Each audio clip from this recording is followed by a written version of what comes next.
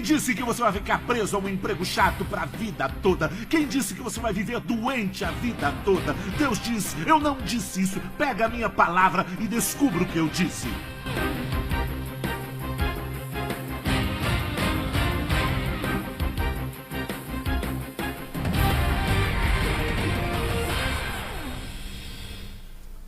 Por favor, escuta isso, gente. Você andar no espírito versus andar na carne é por fim baseado em como você pensa. A carne não é um comportamento ruim. A carne é um pensamento ruim. É isso que é no final. Você não comete a fornicação sem primeiro pensar nisso. Não é acordar no dia seguinte e dizer, eu estou na cama? Céus, eu estou na cama.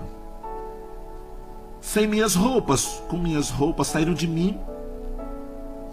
E olha, tem alguém do meu e não é minha esposa.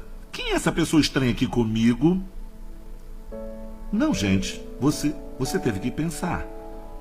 Você tem que pensar, você entende? Um pensamento vagou por aí, você entende? O que você tem que ver aqui é que a carne não é um comportamento ruim, mas um pensamento. É um pensamento ruim. Eu quero que você pense comigo. É um pensamento ruim. A carne é um modo de pensar. A carne é um modo de pensar que se opõe à palavra de Deus. É um modo de pensar que se opõe ao amor de Deus. É um modo de pensar que se opõe à fé em Deus. É isso que a carne é. É um modo de pensar.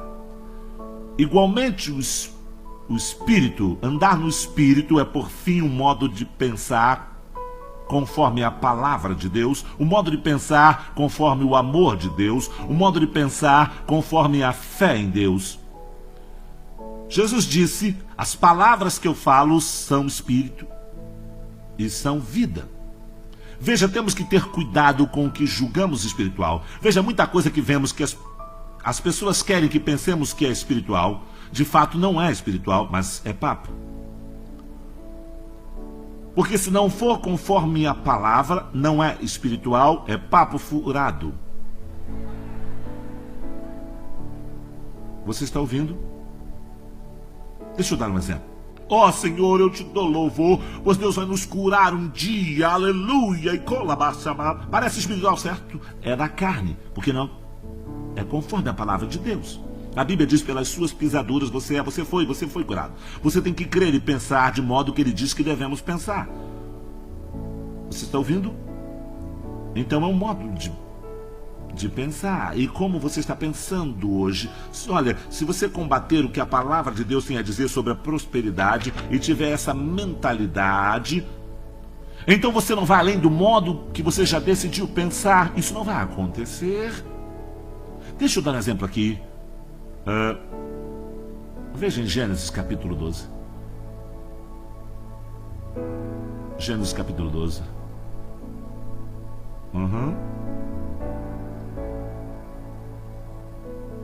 Eu posso ouvir um anjo do céu cantando o que você quiser. Oh baby, eu tenho. O que você precisa, eu tenho.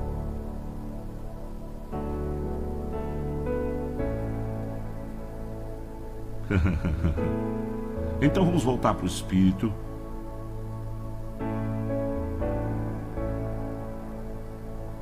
Veja em Gênesis capítulo 12, verso 1.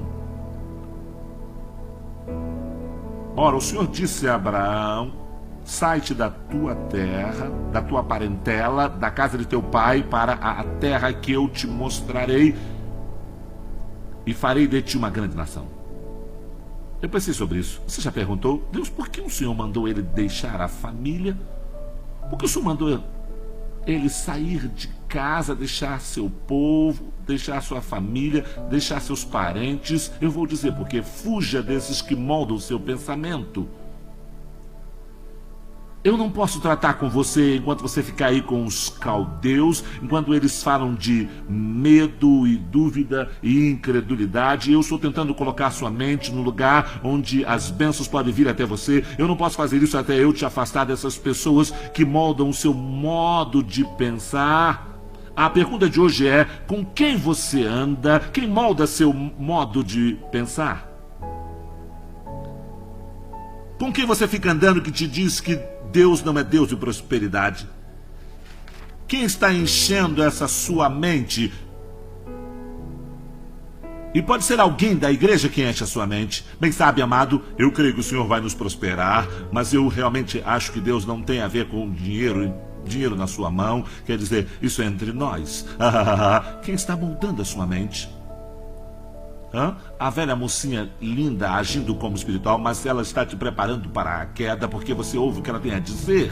E agora temos que ver com quem nós estamos andando, porque a Bíblia diz que a má conversação corrompe os bons costumes. E quem é que está moldando o seu modo de... É a sua mamãe, o pai, o amigo de chat? Quem é que está moldando o seu modo de pensar? Quem é que fica dizendo que Deus te quer doente? Quem é que fica dizendo que você tem que se divorciar porque todo mundo se divorcia? Quem é que fica dizendo de fato? Essa é a pergunta de Gênesis. No livro de Gênesis, você lembra de Gênesis capítulo 3, versos 9, 10 e... Deus apareceu e disse: ei, Adão, cadê você? Vamos passear, qual é? E Adão se escondeu. E olha o que ele disse. Ele disse: eu estou nu. E Deus diz, olha a pergunta de Gênesis: quem disse isso? Quem disse que você estava nu? Com quem você tem falado? Eu não disse que você estava nu. Veja, a mesma coisa ainda acontece hoje. Ainda temos que responder a pergunta de Gênesis, porque você ainda me diz: eu vou morrer com essa doença. E Deus ainda faz a mesma pergunta: com quem você está falando? Eu não disse que você ia morrer com isso. Você ainda acha que você vai ser tão falido quanto o seu tio Zé? Deus diz: com quem você está falando? Quem disse que você vai viver falido a sua vida? Com quem você tem falado? Quem fez sua mente pensar que você vai ser assim a vida toda? Bem, eu nunca vou ter nada em minha vida. Eu estou deprimido e cansado. Eu não consigo me ver. Com quem você está falando? Com quem você está andando? Não pode ser uma pessoa de fé, aleluia, porque as pessoas de fé não têm dessas conversas. Quem disse que você vai viver enrolado a vida toda? Quem disse que você vai ficar preso a um emprego chato para toda a vida? Quem disse que você vai viver doente a vida toda? Deus disse: eu não disse isso. Pega a minha palavra e descubra o que eu disse. Essa é a pergunta de Gênesis. É a sua mente. Como vai chegar ao destino do fluir da prosperidade se você ficar andando com pessoas que ficam falando que Deus quer que você seja moderado? Sim, tudo bem ter prosperidade financeira enquanto você viver com moderação. Bem, eu estou tentando. A Bíblia diz: sede seguidores de Deus como filhos amados. Outra versão diz: para copiá-lo. Mas quando eu vejo suas posses, elas não parecem moderadas. De fato, moderação é usada só 2 vezes na Bíblia toda. E nenhuma vez que dizer, sabe, chegar a esse ponto comum e ficar satisfeito. Nenhuma vez. Deus é extremamente exagerado. Eu sei que alguns estão pensando: não acredito que ele disse: eu sirvo a um Deus de excessos. Alguns aí, veja, eu estou trabalhando essa mente, eu estou tentando combater isso na sua mente. Aquela capetinha fica: não, deixa eu sair. Eu estou dizendo: Deus é um Deus exagerado. Não ouvi ele. Façam calar. Ele vai calar, faz ele. Não, eu estou dizendo que Deus é um Deus exagerado. Ele fez ruas de ouro. Ele é exagerado. E eu vou copiá-lo. Sim, eu vou ser extremamente bom, extremamente alegre, extremamente saudável, extremamente em paz, extremamente rico em cada área que você possa pensar. Aleluia! Eu não vou ter, bem, você só precisa de 2 carros, um para você e um para sua esposa. Não, eu não falo do que eu preciso. Deus já cuidou do que eu preciso.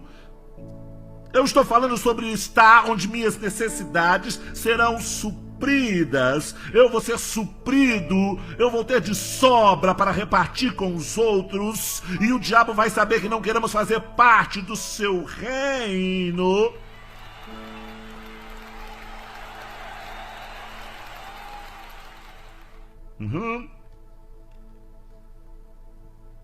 Sim. Eu quero esperar você dar adeus a esse demônio. Tira essa coisa medíocre daqui. Vai dar tchau, porque Deus tem um plano de ganhar almas e Ele está pronto para te usar. E Ele vai te usar com excelência moral. Você vai fazer as obras de amor. Você vai poder sair e comprar carros para as pessoas. Você vai poder comprar casa para as pessoas. Você vai poder sair e fazer alguma coisa como pagar estudo para as pessoas. Você vai poder sair e ser uma bênção para alguém. Mas vai começar no pensamento. A prosperidade não pode ser sobre você.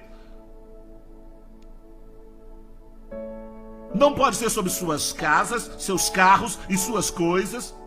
A razão de eu dirigir o carro que eu quero é porque eu doei mais de 100 carros para os outros. Depois que você der 100 carros para os outros, você dirige o carro que quer.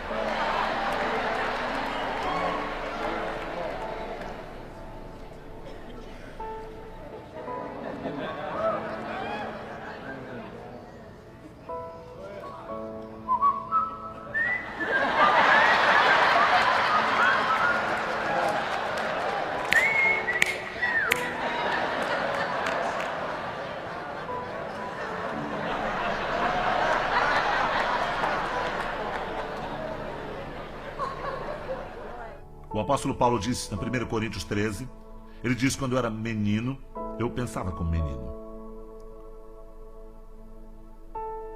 Por isso que ele era menino, por causa de como ele pensava. O que precisa ser deixado? Eu preciso que você examine seu pensamento sobre o amor de Deus por você. O que se passa em seu pensamento no que se trata do amor de Deus? Você acha que Deus te ama ou você não sabe? Você não acha que Ele te ama? Deixa eu te mostrar uma coisa. Deixa eu te mostrar o que acontece se você pensa no amor de Deus, se Ele já acabou. Veja em Deuteronômio, capítulo 1.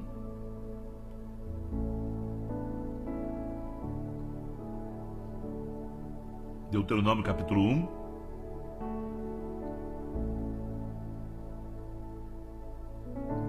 Agora é Moisés, e ele fala da orientação de Deus e da bondade de Deus ao tirá-los da terra do Egito. Quer dizer, o poder de Deus que ele disponibilizou para libertar a todos ao levá-los para a terra prometida.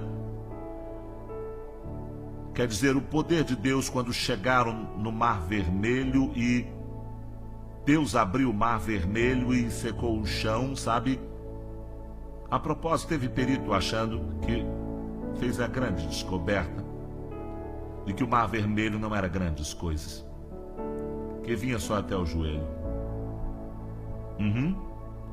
Então um aluno levantou a mão e disse: bem, senhor, provavelmente foi um milagre até maior. Então Deus afundou o exército em uma poça d'água.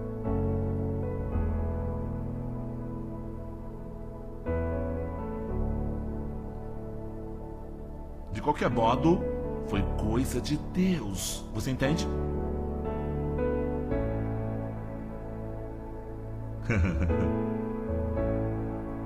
Então quer dizer que nós vamos para a terra prometida. Moisés está falando de como, sabe, como ele colocou líderes, sabe, de como grupos diferentes para tomar decisões. Então ele como mandou os espiões entrarem na terra prometida para sondar, e eles trouxeram uvas grandes e frutas e mostraram como era na terra. Porém, disse uma coisa aqui que nos dá a dica de como as pessoas se rebelam com as promessas de Deus. Se você olhar no verso 26. Todavia vós não quisestes subir, mas fostes rebeldes ao mandado do Senhor nosso Deus. Mas não fazem isso na igreja, esperam até chegar em casa para murmurar. E murmuraste nas vossas tendas e disseste: porquanto o Senhor nos odeia, tirou-nos da terra do Egito para nos entregar nas mãos dos amorreus para nos destruir, porque eles pensavam que Deus os odiava. Foi essa a razão deles se rebelarem, porque pensavam que Deus os odiava. Foi essa a razão de irem para casa e murmurarem nas tendas. Eu não acredito que Deus nos ama, porque se Deus realmente nos amasse e o tempo todo eles se sentiam, bem, eu saio perdendo, como eu posso guardar os mandamentos se eu não estou certo de que Ele me ama? Como eu posso guardar os mandamentos se eu não acho que Deus me ama? Que pergunta, senhoras e senhores, que vocês vão ter que esclarecer hoje. Vocês vão ter que entender que a fé da Bíblia e a fé no amor que Deus tem por você, você tem que entender isso. Você não pode ver essa vida cristã se perguntando se Deus te ama. Você tem que saber, você sabe lá no fundo, você sabe que Deus te ama. Você tem que saber quando você sente dor. Eu sinto dor, mas eu sei que Deus me ama. Você tem que saber quando você tem contas. Eu não sei como pagar, mas eu sei que Deus me ama. Você tem que saber quando chegarem à sua porta dizendo que você tem que sair até 3 horas da tarde. Eu tenho que saber, eu sei que Deus me ama. Porque se você não souber, se você pensa que Deus te odeia e pensa que Deus está demorando, então você não guarda os mandamentos e se rebela contra ele. Você lembra de novo no livro de Gênesis, quando Satanás chegou para Eva e disse o que Deus disse? Ela disse: de todas as árvores que estão no jardim, do leste até o oeste. Veja, essa é uma expressão do seu amor. Todas as árvores. Você pode comer nelas, com exceção dessa. E olha isso, olha só. Você não vai morrer. A única razão de Deus não querer que você coma é porque se você comer, você vai saber a diferença entre o conhecimento do bem e do mal. E você vai ser como Deus. De repente, por causa dessas palavras, de repente acha que Deus está desfazendo deles. Eles ficam nessa de que Deus está desfazendo deles. Deus está desfazendo deles. Um minuto eu não sabia disso.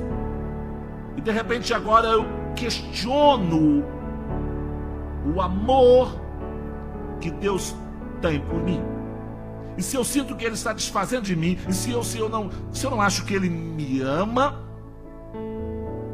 então eu vou me rebelar.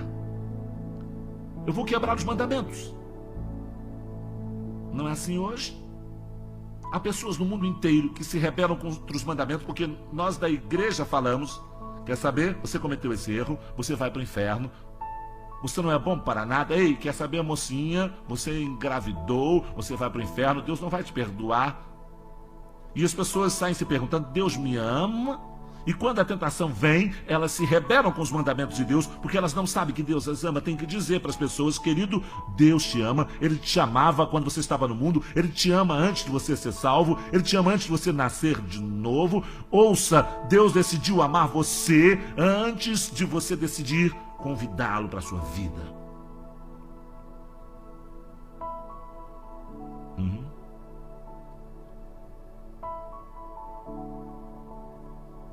Vá para Marcos, capítulo 1, verso 11.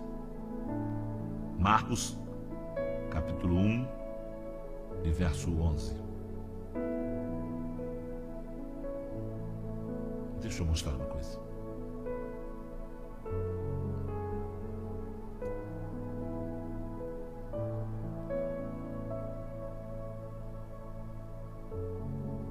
Veja o verso 11. Vamos ler o verso 11, junto bem alto, pronto, leia. E ouviu-se dos céus esta voz, dizendo: Tu és meu filho amado, em ti me comprazo. Eu preciso que você saiba disso antes de você abrir uma vista cega. Eu preciso que você saiba disso antes de você alimentar qualquer faminto. Eu preciso que você saiba disso antes de você curar qualquer aleijado. Antes de você fazer qualquer coisa, eu preciso que você saiba que eu te amo antes de você fazer qualquer coisa. E você não tem que fazer nada para ter o meu amor. Eu já te amo, eu já te amei antes de você fazer qualquer coisa. Eu já te chamei de amado antes de você operar um milagre. Eu já te chamei de amado antes de você abrir a vista cega. Eu já te chamei de amado antes de você fazer qualquer coisa boazinha. Eu estou dizendo que você é meu amado agora. Você não tem que fazer nada para ser meu amado. Você é meu amado agora. Eu te prometo nunca retirar meu amor. Todos digam bem alto: Deus me ama e eu sei. Fala de novo: Deus me ama e eu sei. Fala de novo: Deus me ama e eu sei. Deixa eu te mostrar mais uma coisa nessa área. Cantares de Salomão, capítulo 8.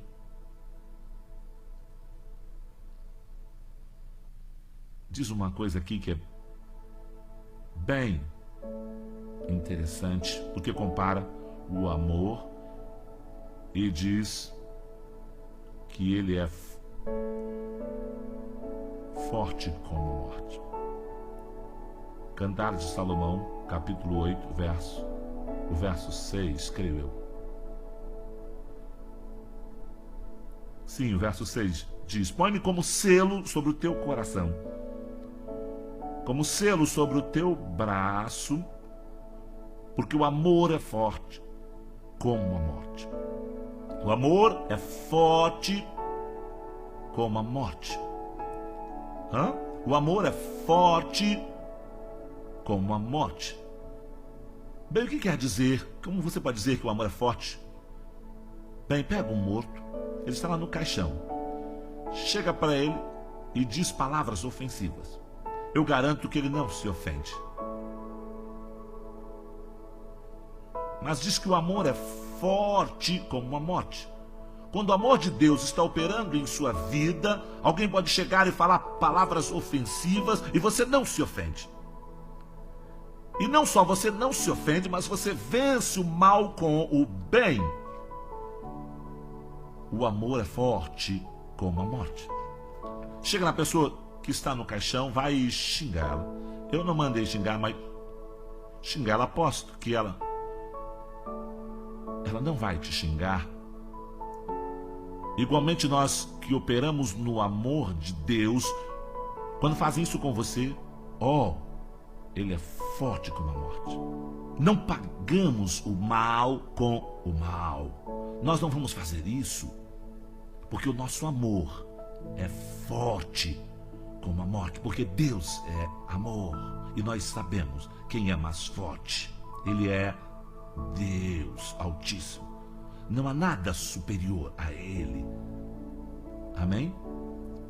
Temos que olhar para o nosso pensamento, gente. Temos que mudar nossa mente. Nós temos que mudar essa mente corrupta. É a nossa carne indomada, a nossa mente que nos derrota e nos mantém onde estamos e até conquistar nosso pensamento com a palavra e até conquistarmos essa mente que não se alinha com a palavra e ainda estamos no mesmo lugar, até vencermos esse velho modo de pensar. Número 3, a palavra de Deus te leva a pensar conforme a palavra de Deus. E seu pensamento determina o tipo de emoção que você tem. Nós vamos definir emoções. Emoções são sentimentos interiores causados pela dor ou prazer que levam numa direção. São sentimentos. Emoções são sentimentos interiores causados pela dor ou prazer, que são usados para te dirigir ou levar em uma direção. Veja a palavra, emoção. Agora, temos emoções. As emoções nos foram dadas por Deus e elas são um dom. Mas, por favor, ouça. Tudo bem você ter emoções, mas tenha certeza da emoção nunca te ter. Ok? Jesus tinha emoções, mas suas emoções nunca o tinham. A Bíblia diz que ele foi tocado, em Hebreus capítulo 4, ele foi tocado pelos sentimentos das nossas fraquezas, mas suas emoções nunca o tiveram. O pensamento conforme a palavra de Deus produz sentimentos e emoções conforme a palavra de Deus. O pensamento que não é conforme a palavra de Deus produz emoções que não são conformes à palavra de Deus. E Deus nos deu essas emoções, então é melhor aprender a operá-las. Ou elas é que vão nos operar e vão nos levar onde não precisamos ir. E toda vez que você vê o diabo chegar com uma sugestão, tentando pôr seu pensamento conforme a palavra dele, tentando pôr suas emoções conforme o seu modo de pensar e conforme a palavra dele, porque se ele puder te tirar da vontade de Deus para a sua vida, se ele puder te tirar da vontade de Deus quando se trata da prosperidade, então ele vai ter que fazer isso atraindo suas emoções para essa direção. Ele fez a mesma coisa com Jesus no livro de Marcos 14, 33, quando ele estava no jardim do Getsêmani. E ele estava lá suando sangue, porque no reino das emoções, e aqui a Bíblia diz que ele estava aflito. O que você acha que era aquele sangue saindo dos seus poros? Ele resistia, ele não ia deixar suas emoções mandarem em sua vida. E a Bíblia diz que ele foi em frente e continuou.